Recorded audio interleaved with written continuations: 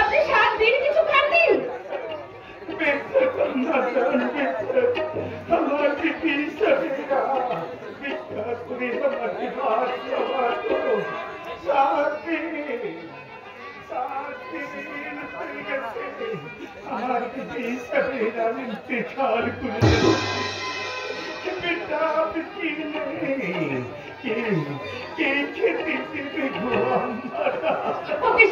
আপনি কাঁদছেন? শরীরটা থর করে কাঁপছে, মাথাটা বনবন করে ঘুরছে, চোখের সামনে আসান।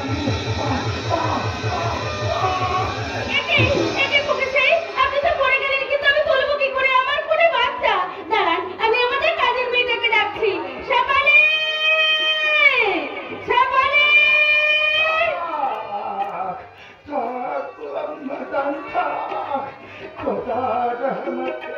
আমি ঠিকই উঠে পড়েছি গো আম্মা জান। ও গো খোদা, শুকর তোমার দরবারে বহুত বহুত শুকর খোদা, বহুত বহুত আপনি আমার খোকার দিকে এমন করে দেখছেন কেন? খোদার নিয়ামত, খোদার নিয়ামত না দেখে কি থাকতে পারি গো আম্মা জান। দোয়া করলাম, আমি খোদা তাআলার দরবারে দোয়া করলাম, খোদা তাআলা যেন তোমার বাচ্চার হায়াত সপরস করে দেয় গো আম্মা জান, সপরস করে করুন করুন ফকির সাহেব, করুন। আমার খোকাকে দোয়া করুন, আমার খোকা যেন সারা জীবন তার মায়ের কোল জোড়া হয়ে থাকে। ফকির সাহেব, অনেক দেরি হয়ে গেল, আপনি একটু অপেক্ষা করুন। আমি আমার খোকাকে সবার ঘরে শুয়ে দিই, আপনার জন্য আমি ভিক্ষা নিয়ে আসছি। চল চল খোকা, চল, সবার ঘরে শুবি, চল। ফকির সাহেব, আপনি একটু অপেক্ষা করুন, আমি যাব আর আসবো।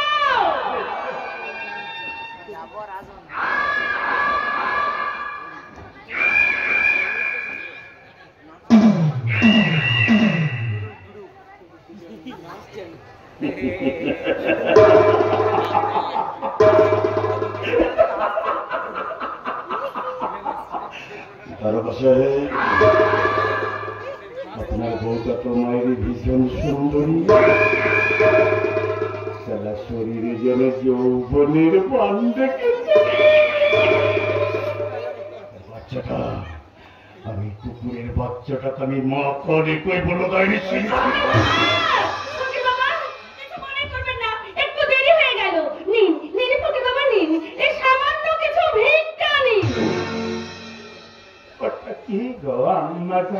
সামান্য একটা সোনার চুড়ি। মাশাআল্লাহ, মাশাআল্লাহ, ইদার বেশ ফকির সফিকারি মুতলাকে তুমি তোমার সোনার চুড়ি ভিক্ষা দেবে গো আম্মা জান। আপনি আমার খোকাকে প্রাণ খুলে আশীর্বাদ করলেন, দোয়া করলেন, দীর্ঘায়ু কামনা করলেন। আপনাকে কি সামান্য কিছু টাকা পয়সা দিয়ে ফেরানো যায় ফকির বাবা? নিন নিন ফকির বাবা, নিন, এই সামান্য কিছু ভিক্ষা নিন। নিন ফকির বাবা।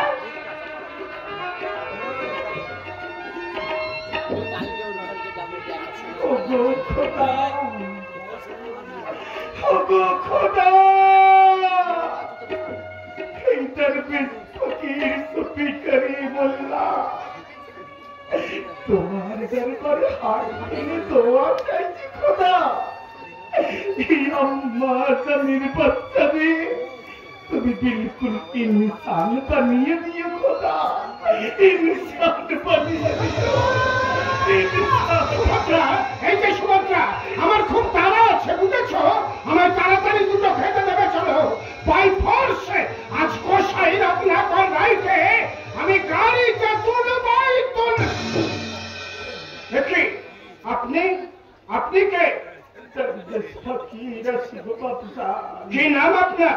সফিকারি মোল্লা শিখু বাপ্পা। আপনার বাড়ি কোথায়? বাড়ির লোকপুর আছে গো বাপ্পা, লোকপুর। আচ্ছা, আপনার বাড়িতে কে কে আছে বলুন তো? কেউ নেই, কে উঠবে? আমার বিবি স্বামীরা 7 দিন আগে ইন্তেকাল করে গেছে। কেন এত পরিচয় করছো বলো তো? তুমি ফকির বাবাকে কতটুকু চেনো? আমি চিনেছি। বাবা ফকির হলে কি হবে? সাক্ষাৎ ভগবান। ভগবান কেন বললাম বলো তো? উনি আমাদের খোকাকে প্রাণ খুলে আশীর্বাদ করেছেন, দোয়া করেছেন, দীর্ঘায়ু কামনা করেছেন। ভদ্রা কি বলছো তুমি? তুমি বলো যে আমাদের খোকার জন্য এত কিছু করলো, তাকে কি সামান্য কিছু টাকা পয়সা দিয়ে ফেরানো যায়? ফকির বাবা আপনি এখন আসুন। আসি গো মহারাজ, দোয়া রইল।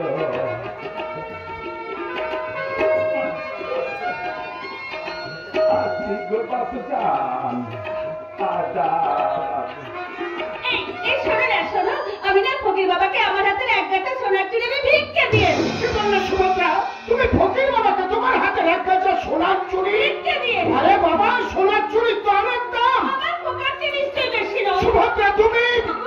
আমি মা, সোনার চুড়ি আমার হাতের অলংকার, আর আমার খোকা মাতৃত্বের অহংকার। সুভদ্রা কি বলছো তুমি? আমার খোকার মঙ্গলের জন্য আমি সবকিছু করতে রাজি আছি গো। আমি সবকিছু করতে রাজি আছি। সুভদ্রা, তুমি ব্যাপারটা বুঝতে পারছো না? এই, তুমি যেন কি বলছিলে তোমার তারা আছি? চলো চলো চলো, খেয়ে নেবে, চলো খেয়ে নেবে, চলো। আসতে পারি বড়বাবু? আরে মকবুল সাহেব, আপনি থানায় না গিয়ে হঠাৎ আমার কোয়ার্টারে চলে এলেন? আপনি ভুল করলেন বড়বাবু। আর ভাবিজি ওই দরবেশ ফকিরকে চিনতে পারলেন না। কেন চিনতে পারলাম না মকবুল ভাই? ভাবিজি, আপনি যাকে দরবেশ ফকির ভেবে এক কাছে সোনার চুরি ভিক্ষা দিলেন, আসলে সে দরবেশ ফকির নয়, কসাই রত্নাকর রায়।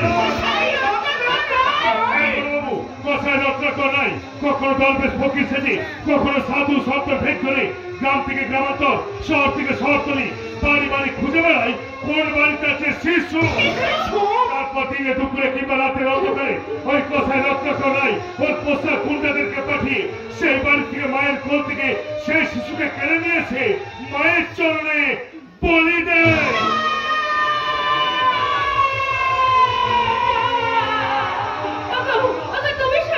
তুমি শোনো মকবুল ভাই, আশীর্বাদ দোয়া দীর্ঘায়ু কামনার অজুহাতে মশাই রত্নাকর আমার খোকাকে ছিনে নিয়েছে।